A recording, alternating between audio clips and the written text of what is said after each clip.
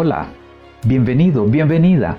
Es mi deseo que en estos días de fiesta pueda tener un mayor acercamiento con su familia y sobre todo que abra su corazón para dar posada permanente a Jesús en su vida.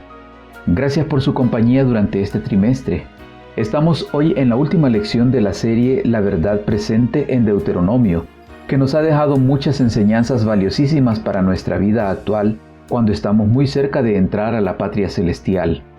Este último estudio lleva por título La resurrección de Moisés. El versículo para memorizar lo encontramos en Judas 9 y dice: Pero cuando el arcángel Miguel contendía con el diablo disputando con él por el cuerpo de Moisés, no se atrevió a proferir juicio de maldición contra él, sino que dijo: El Señor te reprenda.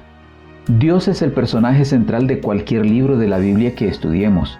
En Deuteronomio, el protagonista humano es Moisés, quien estuvo dispuesto a permitir que Dios lo usara para revelar su amor y hablarle a Israel. Con la conclusión de este estudio, también llegamos al final de la vida terrenal de Moisés. Pero aún aquí, al considerar su muerte y resurrección, podemos aprender del carácter de Dios, así como también lo revelaron su vida y ministerio. Le invito a que vayamos de una vez a considerar las ideas principales de esta lección. Comencemos tratando de comprender el pecado de Moisés. Durante el peregrinaje de Israel por el desierto, el Señor había provisto a sus necesidades, pero cuando están en los límites de la tierra prometida se quejan nuevamente contra Moisés, en este caso porque les faltaba agua para beber. Dios, que había sido misericordioso y paciente, le dice a Moisés, en lo que encontramos registrado en Números 28, lo que debe hacer. Toma la vara y reúne la congregación, tú y a Aarón tu hermano, y hablad a la peña a vista de ellos, y ella dará su agua, y le sacarás aguas de la peña, y darás de beber a la congregación y a sus bestias. Moisés, que a pesar de sus constantes acusaciones y quejas, también había sido muy paciente con el pueblo, hizo lo que encontramos en los versículos 10 y 11. Y reunieron Moisés y a Aarón a la congregación delante de la peña, y les dijo: Oíd ahora, rebeldes, ¿os hemos de hacer salir aguas de esta peña? Entonces alzó Moisés su mano y golpeó la peña con su vara 2 veces, y salieron muchas aguas, y bebió la congregación y sus bestias. Desde que Moisés dice, oíd ahora, rebeldes, nos damos cuenta que está muy molesto, lo que lo lleva a hacer 2 cosas que no debió permitirse: atribuirse lo que solo Dios puede hacer salir agua de la peña, y golpear la peña, a la que el Señor le había indicado que debía hablarle. Esto trajo como resultado lo que dice en el versículo 12. Y Jehová dijo a Moisés y a Aarón: Por cuanto no creísteis en mí para santificarme delante de los hijos de Israel, por tanto, no meteréis esta congregación en la tierra que les he dado. Continuemos considerando el pecado de Moisés. A causa de este pecado cometido por Moisés en Meriba, no podría entrar a la tierra prometida. Parece a simple vista una medida muy drástica, pero veamos lo que sucedió. Moisés se dejó llevar por el enojo al decir: ¿os hemos de hacer salir aguas de esta peña?, usurpando así el lugar de Dios. Esto ya era malo. Y luego golpeó la peña, a la que solamente le debió hablar. Encontramos en el versículo 12 la razón que Dios expresa que impulsó a Moisés a actuar de esta manera: por cuanto no creísteis en mí para santificarme delante de los hijos de Israel. A Moisés le faltó fe, confianza en Dios, lo que lo llevó a actuar de forma que no permitió que Dios fuera glorificado. Como ya Dios había sentenciado que Moisés no podía entrar a la tierra prometida, antes de que Israel recibiera el cumplimiento de esta promesa hecha a Abraham, tendría que suceder la muerte de Moisés. Antes de que muriera, como leemos en Deuteronomio 34, 1 al 4, Dios le mostró toda la tierra que habría de dar en posesión al pueblo de Israel. Le dio la seguridad del cumplimiento de la promesa, mientras le confirmó en el versículo 4, te he permitido verla con tus ojos, mas no pasarás allá. En completa soledad, Moisés repasó las vicisitudes y las penurias de su vida desde que se apartó de los honores cortesanos y de su posible reinado en Egipto para echar su suerte con el pueblo escogido de Dios. Mientras Moisés examinaba el resultado de sus arduas labores, casi le pareció haber vivido en vano su vida de pruebas y sacrificios.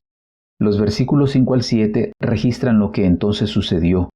Y murió allí Moisés, siervo de Jehová, en la tierra de Moab, conforme al dicho de Jehová, y lo enterró en el valle, en la tierra de Moab, enfrente de Bet-peor, y ninguno conoce el lugar de su sepultura hasta hoy. Era Moisés de edad de 120 años cuando murió. Sus ojos nunca se oscurecieron, ni perdió su vigor. Aunque a él le pareció haber vivido en vano su vida, el testimonio de la Escritura acerca de este siervo de Dios en Deuteronomio 34, 10 al 12 es: «Y nunca más se levantó profeta en Israel como Moisés, a quien haya conocido Jehová cara a cara. Nadie como él en todas las señales y prodigios que Jehová le envió a hacer en tierra de Egipto, a Faraón y a todos sus siervos y a toda su tierra, y en el gran poder y en los hechos grandiosos y terribles que Moisés hizo a la vista de todo Israel». Aunque es triste que Moisés, después de todo lo que pasó, no entró a la tierra prometida, ese no fue el final de Moisés, porque la Biblia nos presenta la resurrección de Moisés. En Judas versículo 9 dice: «Pero cuando el arcángel Miguel contendía con el diablo, disputando con él por el cuerpo de Moisés, no se atrevió a proferir juicio de maldición contra él, sino que dijo: El Señor te reprenda». El cuadro es interesante. Miguel, es decir, Jesús, disputa con el diablo por el cuerpo de un muerto. ¿Para qué querría el Señor un muerto? Si al Señor le interesa un muerto es para resucitarlo.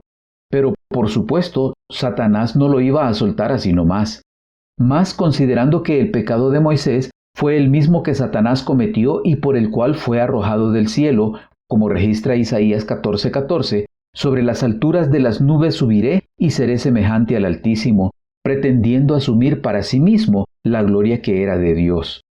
Como consecuencia del pecado, Moisés había caído bajo el dominio de Satanás. Por sus propios méritos era legalmente cautivo de la muerte, pero resucitó para la vida inmortal por el derecho que tenía a ella en el nombre del Redentor. Moisés salió de la tumba glorificado y ascendió con su libertador a la ciudad de Dios. Viniendo más acá de lo que sucedió con Moisés, pensemos ahora en la resurrección de todos nosotros. El Nuevo Testamento nos permite ver en el Monte de la Transfiguración que Moisés está vivo, resucitó y ahora vive en Jerusalén la celestial. Es el primer ejemplo bíblico de resurrección de los muertos. ¿Cuánto tiempo estuvo muerto? No lo sabemos, y al final, eso no es lo más importante.